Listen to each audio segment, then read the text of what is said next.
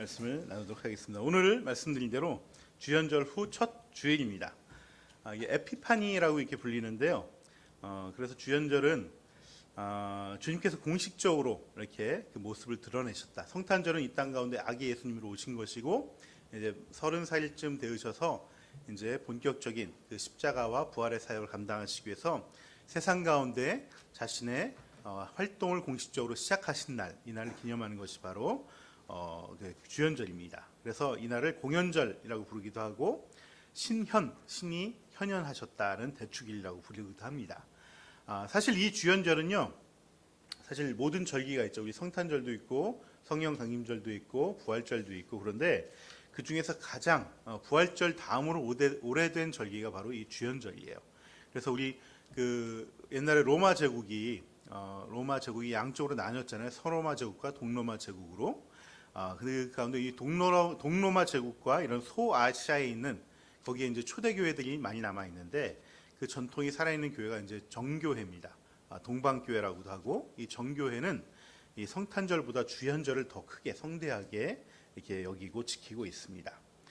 사실 서방교회인 이 카톨릭, 우리 성당이라고 얘기하는 이 성당은 서방교회죠. 서방교회와 이 카톨릭에서 분리된 우리 개혁교회는 성탄일로부터 13일째 되는 날, 그러니까 1월 6일 날 이를 주연절로 정하고, 이 날을 어떤 날이냐고 기념하냐면, 사실은 이 날이 동방박사가 아기 예수님을 경배하러 온 날이다, 이렇게 생각하고 그런 날로 주연절로 기념을 하고요. 또 동시에 그 6일이 있은 지 첫 주일 되는 이번 주를 바로 이제 동방교회의 전통을 또 계속 이어받아서 주님께서 세례 받으신 날로 이렇게 기념을 하게 됩니다. 그래서 교회적에 따른 성서 일과는 오늘 읽었던 이 마태복음을 가지고 또 말씀을 선포하면서 주님의 세례를 기념하라는 것이 이 오래된 교회의 전통입니다. 저는 오늘 마태복음 이 세례 장면을 통해서 두 가지를 함께 나눠보고 싶습니다. 하나는 뭐냐면은 주님이 받은 세례가 의미하는 것은 무엇일까라는 것이고요. 또 그 세례의 의미는 예수 그리스도를 통해서 어떻게 그 예수 그리스도의 그 사역 가운데 녹아져 있었는지를 함께 나눠보면 좋겠습니다. 주님께서도 세례를 통해서 이 모습을 드러내시고 공생애를 시작하신 것처럼, 우리가 이 주님이 받은 이 세례를 통해서 우리도 세례를 다 받았잖아요. 그러니까 우리가 주님과 함께 또 2023년 함께 사역하고 또 살아갈 때 우리 사역에 어떻게 적용하고 녹여낼 것인지 함께 살펴보면 좋을 것 같습니다. 네, 주님께서는요, 이 세례를 받으셨는데 성령의 세례를 받으셨습니다. 그리고 이 성령의 세례를 통해서 하나님의 인도하심을 또한 따르고 누리는 그런 사역을 계속해서 이어져 가셨습니다. 이것이 바로 예수님 공생의 사역의 또 원칙이고 비결이기도 했습니다. 우리도 예수님을 따라서 한 해 동안 살아갈 때 이 원칙을 따라가면 좋겠다는 저의 생각입니다. 먼저 예수님이 받으셨던 세례의 의미에 대해서 생각해 보면 좋겠습니다. 이 세례의 의미는요, 가장 먼저 무엇이냐면 바로 하나님과의 완전한 화해를 의미하는 것입니다. 완전한 화해. 오늘 본문은요 1절이 어떻게 시작됐냐면 그때라는 말로 시작합니다. 그때. 네. 여기서 그때라는 것은 어떤 때냐면 세례 요한이라는 사람이 나타나서 메시아가 이제 곧 올 것이다, 이것을 선포하던 때였어요. 그러면서 뭐라고 얘기하면 회개하라고 얘기하면서 세례를 받아라, 이렇게 얘기를 했던 것이죠. 세례 요한은.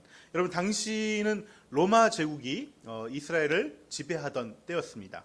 그래서 로마 제국의 이 폭정이 굉장히 심해지면 심해질수록 이스라엘 백성들은 이 구약 성서에서 계속해서 예언하고 있던 메시아가 빨리 나타나기를 학수고대하던 때였어요.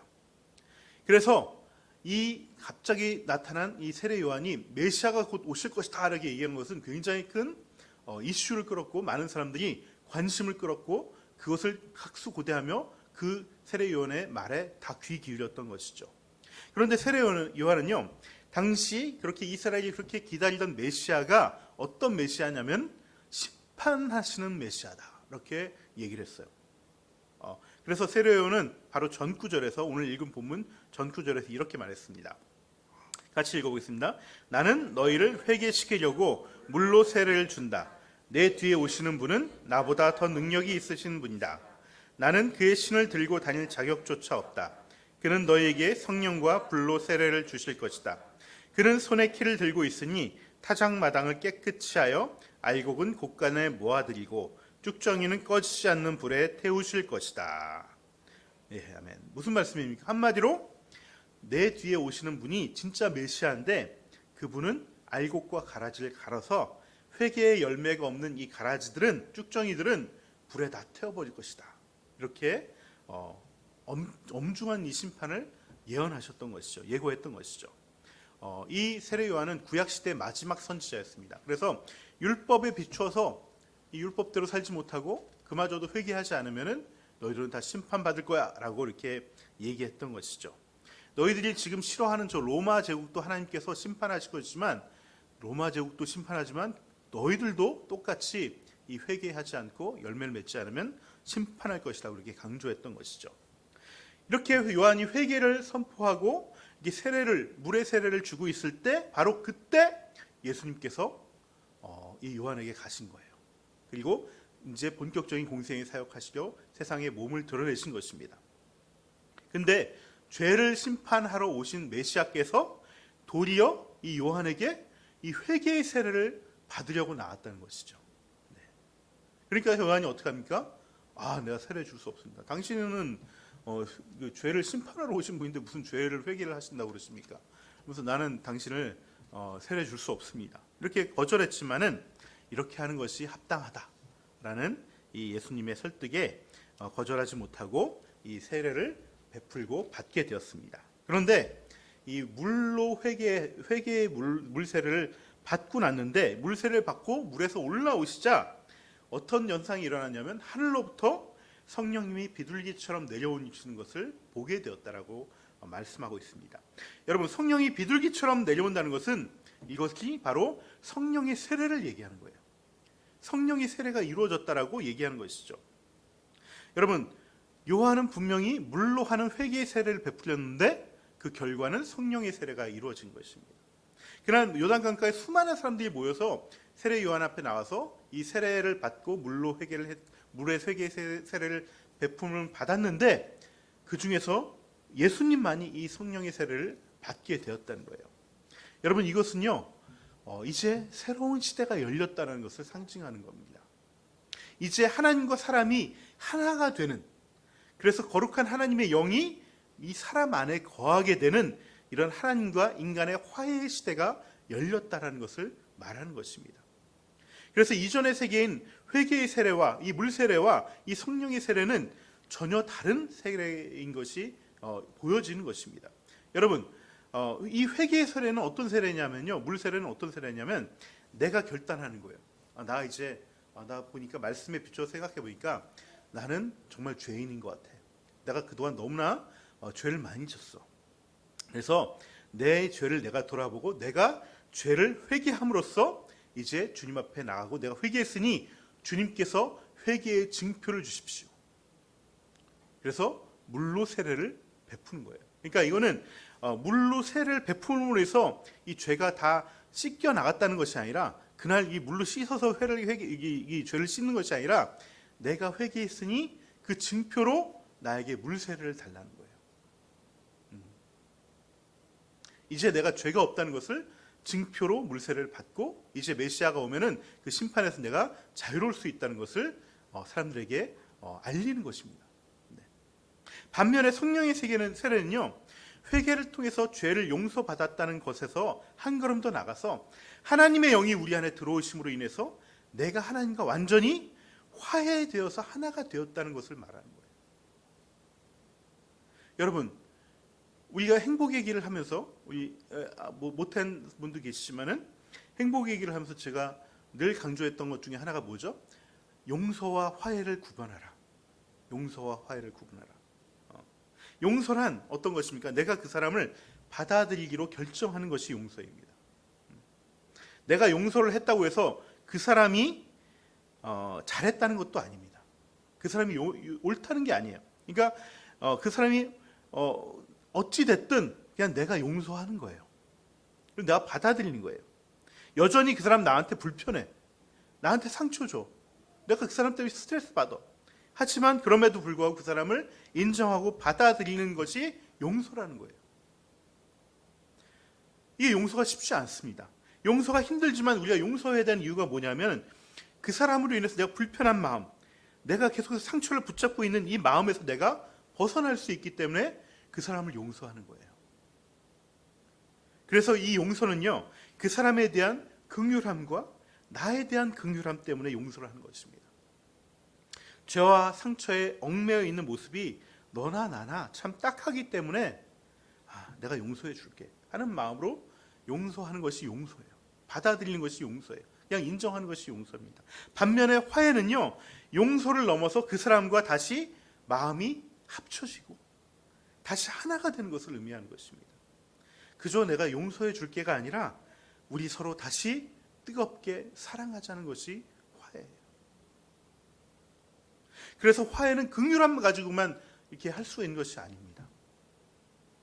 긍휼함을 넘어서 그 아픔과 그 못남과 연약함까지 내가 사랑하는 마음을 품어야지만 비로소 화해가 이루어지는 것이죠. 지금 주님께서는 회개의 물세를 받으셨는데 그 결과로 성령의 세례까지 받으셨다는 것은 이제 모든 사람이 이 예수님을 시작으로 하나님과 하나가 되었다는 이 화해의 시대가 열렸다는 것을 선포하는 것이에요. 그리고 예수님이 이제부터 이 화해의 사역을 위해서 공생의 사역을 하시겠다는 것을 의미하는 것입니다.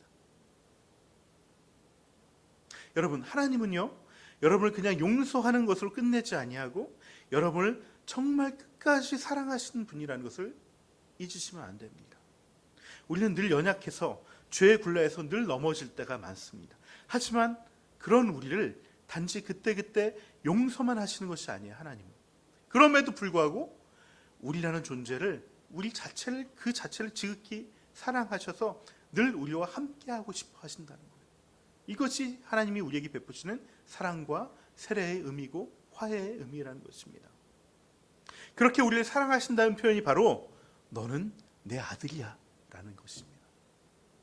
주님을 세례받고 올라오실 때 하나님으로부터, 하늘로부터 이 음성을 들었어요. 예수님은 하늘로부터 하나님 아버지가 너는 내 사랑하는 아들이야 라는 이 음성을 들었다는 것이에요. 이는 내 사랑하는 아들이다, 내가 그를 좋아한다. 하나님은 세례받으시는 주님을 내가 사랑하는 아들이라며 좋아하고 기뻐하셔서 너 때문에 내가 너무나 좋아, 내가 너무나 기뻐, 내가 너무나 행복해. 마치 하나님께서 태초에 창세기 1장에서 사람을 만드시고 그 사람을 보시고 나서 내가 너무나 좋다, 토브 두 번이나 강조하시면서 내가 너무나 기뻐하는 것을 고백했을 때처럼 지금 이 예수님에게 이 사랑 고백, 기쁨의 고백을 하고 계신 것입니다. 그런데 우리는 늘 탕자와 같아서 우리가 아버지께 돌아가면서도 돌아온 탕자처럼 우리는 아버지께 저를 그냥 아버지 집의 일꾼으로만 여겨주십시오라고 고백할 때가 많이 있습니다. 그냥 나의 연약함을 용서해 달라고만 구할 때가 많이 있습니다. 여러분, 주님의 구원은 단순한 용서가 아닙니다. 죄의 용서만을 위한 것이라면은 굳이 예수님께서 오실 필요가 없어요. 이미 구약의 제사 좀 불편하긴 해요. 물론 이게 제물을 맨날 잡아서 내 죄를 대신해서 제물을 드리는 이 구약의 제사 불편하지만 그것으로 충분합니다. 세례 요한이 베풀었던 이 회개 세례만으로 충분합니다. 하나님 몰라도 우리가 도덕 윤리적으로 우리가 깨우치고 뉘우치면 다 돼요. 우리 세상 많은 사람들 하나님 몰라도 자기 성찰하며 살아가는 사람들이 있어요. 그것만으로 충분할 수 있어요. 하지만 하나님은 그것만으로 안 된다고 얘기하는 거예요. 난 너와 사랑을 해야 되겠다는 것이죠. 너와 하나가 되어야 되겠다는 것이죠. 이것이 바로 예수님께서 이 땅 가운데 오셨 이유고, 이것이 주님의 사역이고, 이 사역을 상징하는 것이 이 성령의 세례, 이 화해의 세례라는 것입니다. 우리 교회 입구에 있는 이 렘블란트의 돌아온 탕자 그림을 보면은 한번 띄워주시겠어요? 돌아온 둘째 아들을 아버지가 안아주는, 포옹하는 장면이 있습니다. 이 장면은 그냥 단순히 용서하는 장면이 아니라 화해하는 이 장면을 그린 거예요. 이 장면에서 탕자를 맞이하는 아버지의 마음이 어떻겠습니까? 이놈의 자식, 이놈의 자식, 진짜 징그러운 자식. 정말 그동안 너가 저지른 행동이 너무나 괘씸하지만 내가 낳았으니까 너를 내가 받아준다, 이 마음이 아니라니까요. 내가 너 그냥 아유 받아줄게 이놈아 이 못난 자식. 이게 아니라 진짜 이 아버지를 무시하고 떠나고 모든 정말 재산을 반 나눠서 자기가 유산을 미리 받아서 바깥에 나가서 허랑방탕하게 다 쓰고 이제 돌아온 이 자녀에게 그냥 안아주는 거예요. 여전히 난 너를 사랑한다. 난 너가 너무나 좋다. 품꾼? 뭔 품꾼? 너가 나한테 돌아온 것만으로 다 안 돼. 그것만으로 난 너무나 기쁜데 그거면 되는 거지. 뭔 품꾼을 하겠다는 거야. 넌 여전히 내 자식이고 내가 너를 사랑한다는 거예요. 이 아버지의 사랑과 이 화해의 마음이 담겨져 있는 것이 이 그림이란 것이죠. 여러분, 우리가 성령의 세례를 받는다는 것은 바로 이 아버지의 마음을 아는 것입니다. 그리고 이 아버지의 사랑의 음성을 듣는 거예요. 이것이 성령 세례의 진정한 의미인 것이죠. 예수님은 세례를 받고 물에서 올라오실 때 이 음성을 분명히 들으셨고 이 사랑의 음성이 예수님 공생의 사역의 가장 큰 힘이고 원동력이 되었다는 것입니다. 여러분, 우리도 주님의 길을 따라가려면 반드시 이 음성을 들어야 하고 우리 마음에 새겨야 되는 것이죠. 주님을 통해서 화해의 시대가 열렸으니까 우리 역시 날마다 이 화해하시고 사랑하시는 하나님의 마음을 품고 우리 역시 하나님과 이 완전한 화해의 자리로 날마다 나아가야 된다는 것입니다. 이것이 또한 우리에게 주어진 또 사역을 온전하게 이루는 비결이기도 합니다. 여러분, 우리는 이 하나님과 이 완전한 화해가 우리 삶에서 또한 열매로 맺혀져야 되는데요. 이 열매란 바로 어떤 것이냐면 우리가 이 땅에서 하나님과 화해하지 못한 자들에게 화해를 할 수 있도록 복음의 어떤 메시지를 전하고 복음을 전하는 것입니다. 또 내 주변에 있는 나와 관계에 있는 모든 사람들이 내가 하나님과 화해했듯이 내가 그 사람들과 화해하는 이 일들을 계속해서 만들어 가야 되는 것이에요. 예수님 역시 하나님의 온전한 이 화해의 사랑을 경험하고 그 사랑을 흘려보내기 위해 많은 사람들 속에 들어갔습니다. 하지만 그 어느 때라도 예수님은 마지못해 이것을 억지로 하지 않으셨어요. 늘 기쁘게 이 일들 감당하셨다는 것이죠. 우리가 주일을 하고 또 이 사역들을 감당하는데 어려워하고 힘들어하는 이유는 그 일을 내 일로 삼기 때문에 그런 경우가 많습니다. 여러분, 사역은 하나님이 시켜서 하는 일이지 내 일이 아닙니다. 때로는 예수님의 십자가를 잠시 대신 지어주었던 이 구레네 시몬처럼 억지로 맡겨질 때도 있지만은 그것은 잠깐이지 모든 것을 우리에게 억지로 맡기시지 않습니다. 대부분의 사역의 부작용, 우리가 교회를 다니면서 우리 같은 개척교회를 안 오려고 하신 대부분의 마음 가운데 있는 것이 개척교회 가면 너무 힘들어. 내가 할 게 너무 많을 것 같아. 이러면서 굉장히 거부하고 힘들어하고 안 오려고 하는 이유 중에 하나가 바로 이 사역을 하다가 부작용이 생겨서 그런 건데 이것은 다 하나님의 뜻과 시간 속에서 하나님과 함께 호흡을 맞추지 않아서 그런 거예요.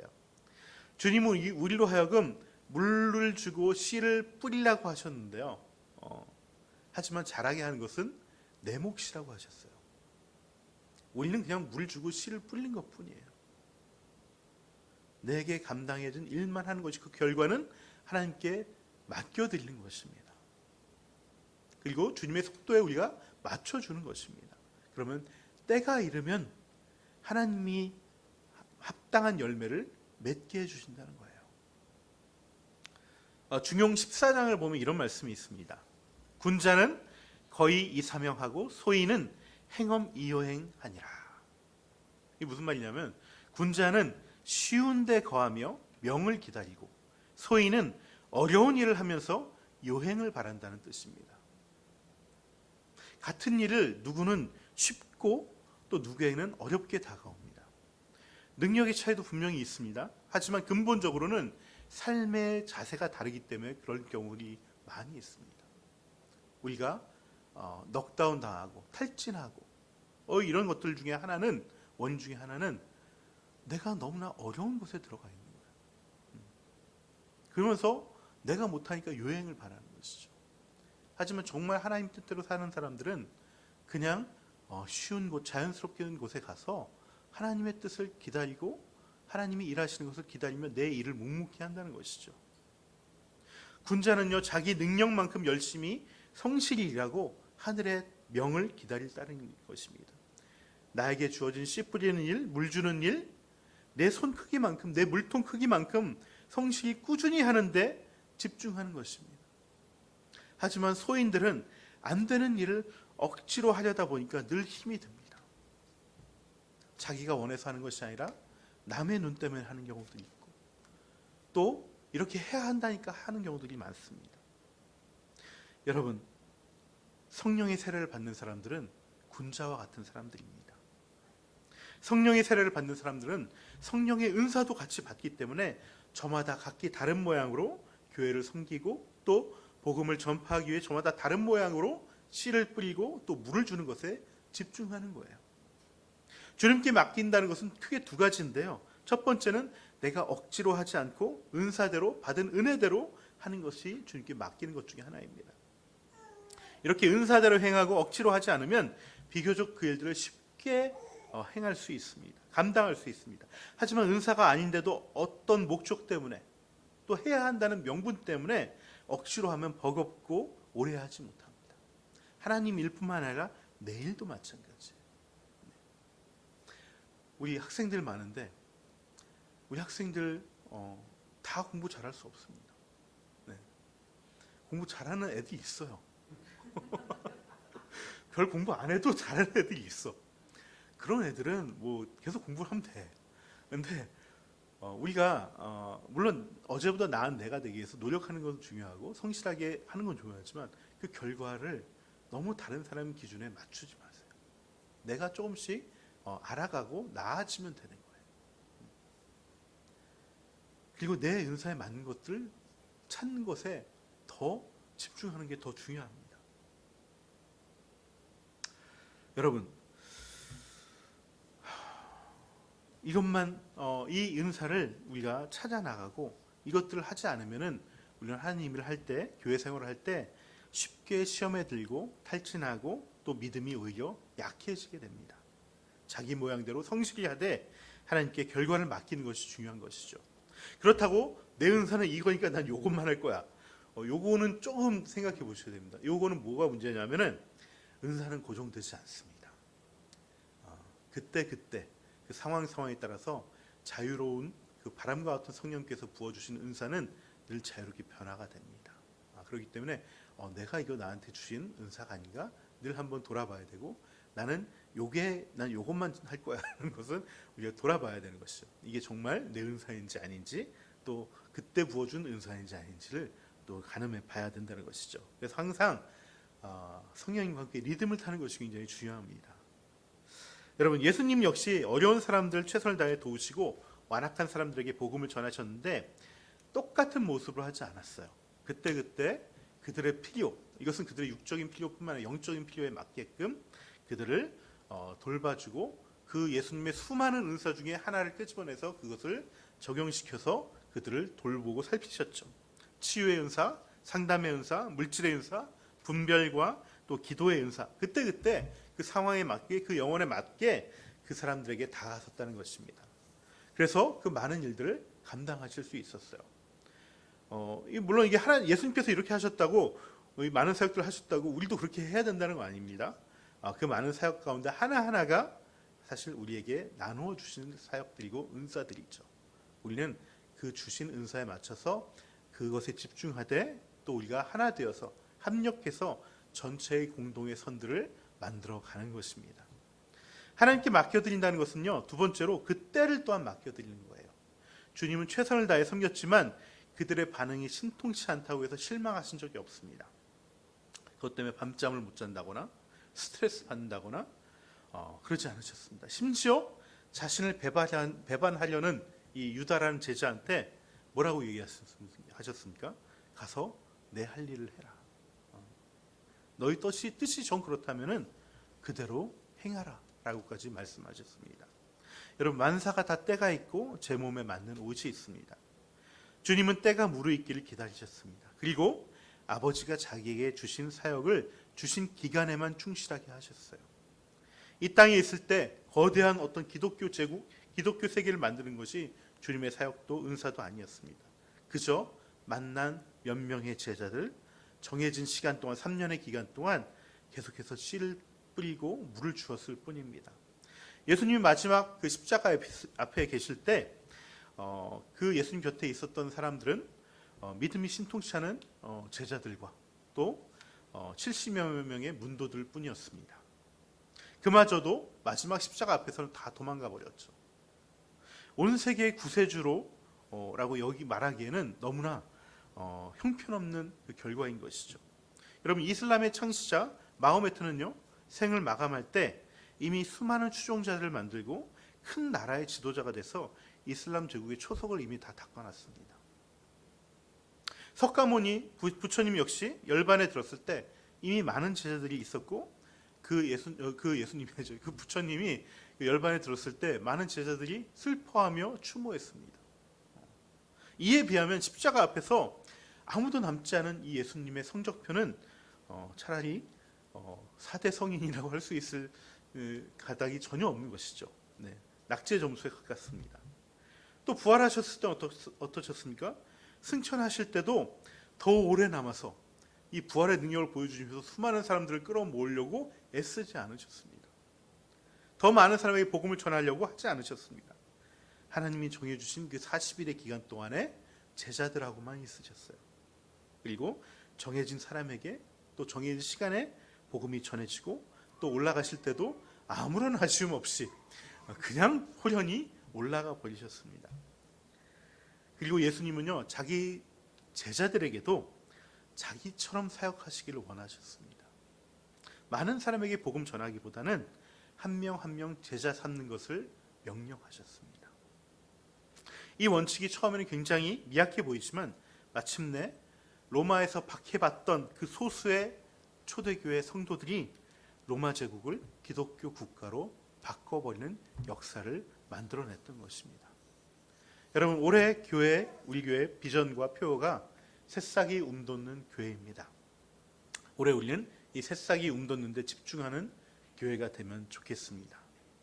우리 은사대로, 우리 몸집과 분량대로 주어진 한 영혼 한 영혼에 집중하는 사역이 우리로 하여금 우리 하늘 닮은 교회가 새싹으로 움돋아가는 가장 선한 길이라고 믿습니다. 저는 요즘 우주를 보면서 저 아이처럼 살아야 되겠다라는 생각을 해보게 됩니다. 볼 때마다 느끼는 거지만 우주는 정말 아무 생각이 없습니다. 배고프면 밥 달라 그러고 엄청 울어대고 또 아빠 엄마 형아가 놀아주면은 더없이 기뻐하고 또 삼촌들이 또 안아주면은 웃어주면 좋아합니다. 우주가 원하는 것은 그냥 생리적인 욕구 해결과 정말 함께 있는 것, 나와 눈 마주 주는 것, 이 사랑 가운데 있는 것이 다인 것이죠. 하지만 이 우주는 하루도 자라지 않는 날이 없고요, 하루도 커가지 않는 날이 없습니다. 하루도 주변 사람들에게 기쁨을 주지 않는 날이 없습니다. 새순이 되어 자라나는 이 복이 이런 게 아닌가 생각을 해봅니다. 특별히 계획이 없어도, 달성해야 될 목적이 없어도 그저 하나님의 사랑의 음성에 귀 기울이고 또 들은 만큼 채워진 만큼 또 그 사랑을 누군가에게 내 은사대로 흘려보내는 것, 그래서 씨를 뿌리고 물을 주는 것, 그것이 바로 새싹이 움돋아가는 모습입니다. 여러분, 이것은 내 바쁜 내 삶 때문에 사역을 게을리하는 핑계가 되라는 것이 아닙니다. 오히려 나는 내 삶에서 내 욕심으로 인해서 내 삶을 억지로 해나가는 것은 없는지 돌아보고 그 군더더기를 덜어내고 그 정말 내 진짜를 찾아가는 그러한 살피는 것들이 우리에게 필요하고요. 사역이 오히려 그것들을 보는 데 도움이 되는 역할을 감당합니다. 올해 저희는 더욱 각 가정의 하나됨, 가정의 평안과 아이들의 믿음, 또 학생들의 믿음에 집중할 것입니다. 또 복음을 전하는 일에 계속해서 또 노력할 것입니다. 이렇게 각자의 은사대로 한 영혼 한 영혼 씨를 뿌리고 또 물을 주어서 그 영혼의 제자가 되어가는 길들을 또한 지켜보고 서로 제자로 커갈 것입니다. 그리고 제가 오늘 사역 분담표를 가져왔는데 각자 또 올 초에 또 결단하고 기도 제목으로 냈던 이 공동체에 대한 헌신과 또 섬김, 이 부분에 최선을 다해서 또한 섬겨 나가길 소망합니다. 주보에 5가정이 더 늘어서 10가정이 세워진다라고 제가 썼는데 아니어도 괜찮습니다. 네.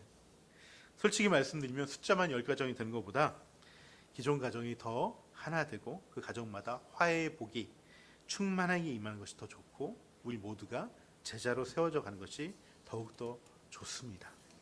그래서 우리와 화해하기 위해서 성령의 세례를 주신 것처럼 우리도 이 성령의 세례를 통해 세상과 가정과 일과 모든 관계에 그 화해의 물결을 또 퍼뜨리기를 소망합니다. 여러분, 모든 관계에서 화해가 이루어지면은 하나님의 일, 나의 일은 저절로 선순환 돼서 이루어지게 됩니다.